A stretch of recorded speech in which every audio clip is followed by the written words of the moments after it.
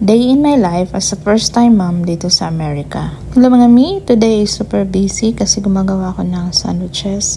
Baon namin papunta sa aming pupuntahan kasi today is Labor Day dito sa Amerika and magka-camping kami, mag-overnight stay kami doon sa area na pupuntahan namin. Ito pala ang ginagawa ko mga mi pag chine-check ko si William sa car seat niya kasi hindi ko siya makita. Nasa front seat kasi ako ay nasa likod siya ni Brian. Dahil nga sa sobrang busy at pag-aasikaso kay William, hindi na ako nakatulong sa pag-set up ng tent na ginagawa ng aking asawa at ng kanyang firstborn son. Pinasok ko na agad si William dito sa loob ng tent kasi baka malaglagan siya ng spiders. Marami kasing spiders, baka malaglagan siya at makagat.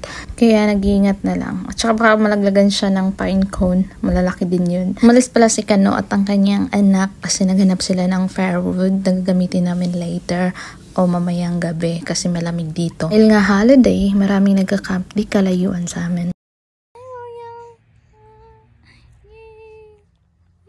Daddy is getting a wood knock for a fire later. It's cold here, right?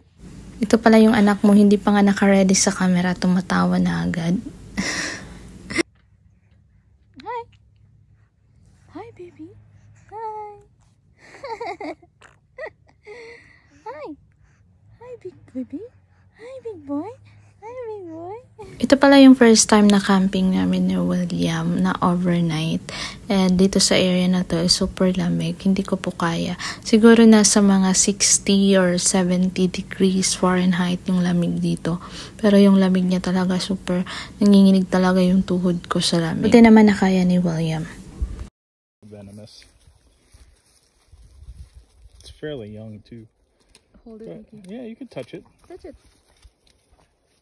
If it starts turning around though, just run away. It's nervous, but I think it realizes I'm not gonna hurt it. Nakakita nga pala ng ahas si Brian at hinuli niya ito at pinakita niya sa akin. Pero binalik din niya ito kung saan niya nahuli kasi maliit pa daw. At dahil sa may nakita akong matabang lupa, pinala ko na ito sinilid sa lalagyan para dalhin namin pag uwi kasi lalagay ko sa aking mga tanim. May tanim kasi akong malunggay na galing sa kaibigan at binigay sa akin at pinunla ko ito sa sanga. Kaya perfect tong lupang to. Ayan, ginugulo na naman ako ng aming aso. Super kulit talaga tong aso na to.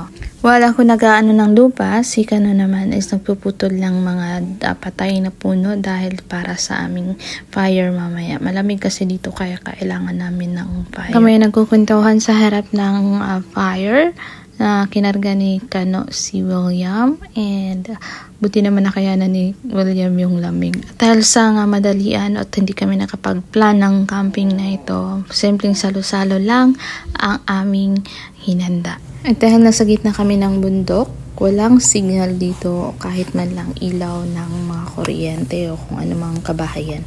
Walang kahit na anong bahay dito sa paligid at malayo din ito sa highway. Bago pala kami matulog is naka-ready na yung heater namin para sa aming baby.